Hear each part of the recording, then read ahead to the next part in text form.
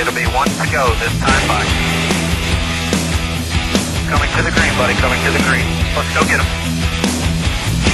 Go, go, go, Dick, Dick, Dick, go, go, go, go. Get your motor running. Head out on the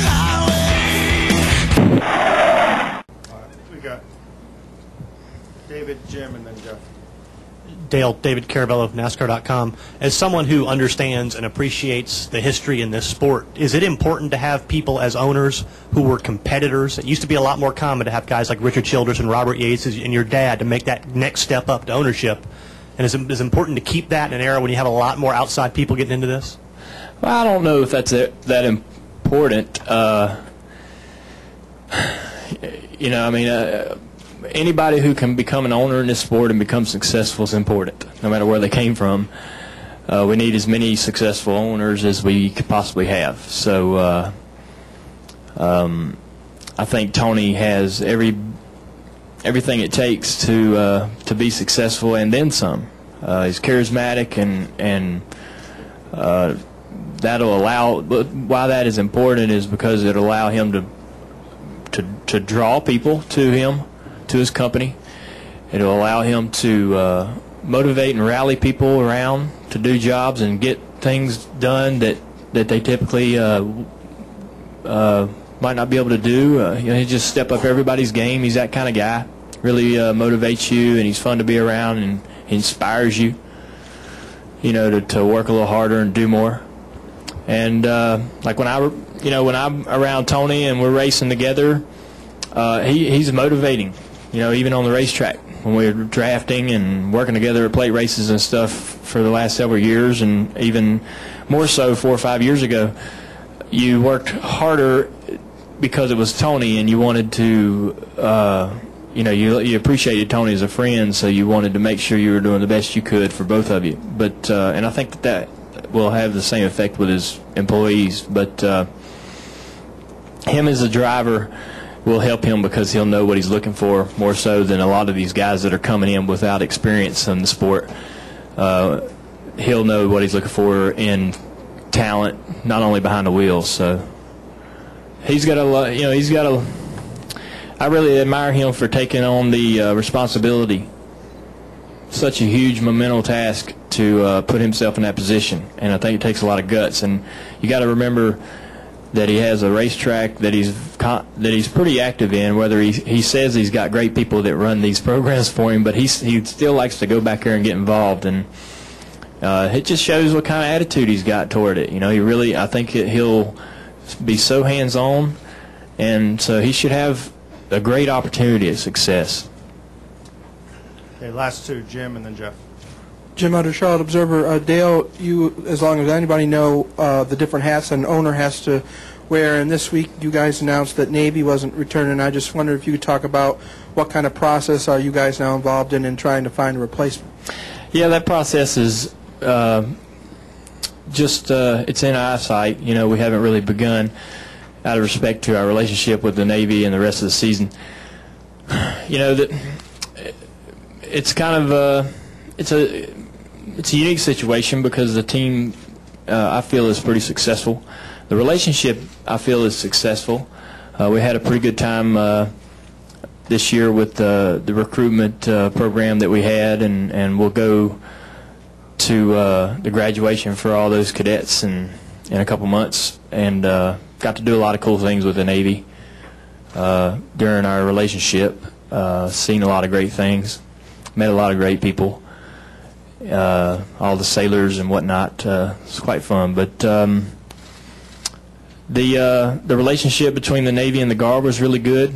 I was kind of curious as to how that was going to work out this year, and they worked together on a lot of programs, and it seemed to be you know, a very respectable association and compromise between the two. It just seems like that they've, you know, not that they ever said anything or not that I'm insinuating, but when you work with a corporate sponsor on the ownership side, you sort of see things that you don't see as a driver.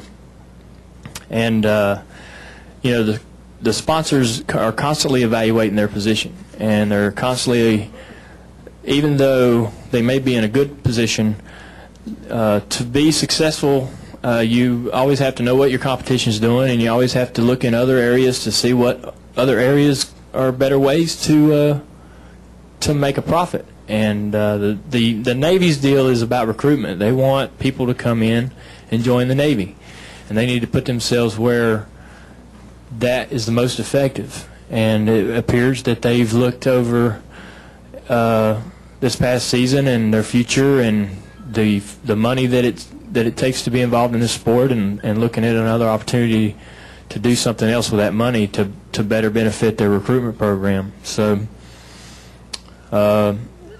it's not, you know, even when you're working with the military, it's not necessarily the same as working with corporate America. And there's a different, the whole relationship is different, really, how your appearances are, and everything's different. And so it doesn't, I'm not really surprised at how, with what their goal is, that they would make a change even when things are going good. So I wish them well, and I think that my experience with them was a great learning experience for me. And JR Motorsports wouldn't be able to afford to race without them. We wouldn't have been able to afford to grow and do the things we've done without them. I don't think we would have reached the point to where we could merge with Rick without the Navy. So none of this would have ever been happening. And I don't know for sure that an upstart team like ours would have been able to find a comparable replacement. You know, so I was really fortunate. They were the ones that actually came up with the idea to create and begin the team, and I got to thank them for it. Jeff Club from NASCAR Scene. If you were just somewhere hanging out, waiting to go to your car before the rain stops and everything, other than racing websites, what website would you recommend people go to? Really? I don't know. I go on iTunes a lot. Does everybody remember the miniseries Lonesome Dove? Yeah. That just came out on DVD. They just released it, and iTunes has released it, so I downloaded that. I got it on VHS, but the picture's horrible because it's so old. But so I watched that because I like Augustus McCrae and Woodrow Call. But those are my two heroes. Websites, I got my online racing website I go to, dmp-racing.com. I go there. We're probably going to blow the server now with all the bandwidth it's going to take to handle all those hits, but those guys will be happy. We run a little racing league. We race every other Monday night. AJ Almendinger runs with us, and my spotter TJ Majors runs. And iRacing.com, which is also a racing simulation, but it's web-based. You don't buy the game as in a CD or anything. And it's owned by Fenway and John Henry and some of the guys from Papyrus, which is a company used to make sim racing games years ago. And that's sort of upstart too. And I was a beta tester for it for the last 2 years, and that's been a lot of fun developing that and helping those guys. And they're in New Hampshire, and when we go to New Hampshire, when we went this past trip, I went in Thursday and went to their offices and sat around. That was fun. But I don't know. I go on YouTube a lot. Watch a lot of crazy videos. That's pretty fun. And you can see a couple good quotes from Lonesome Dove on YouTube. Yeah, pretty simple.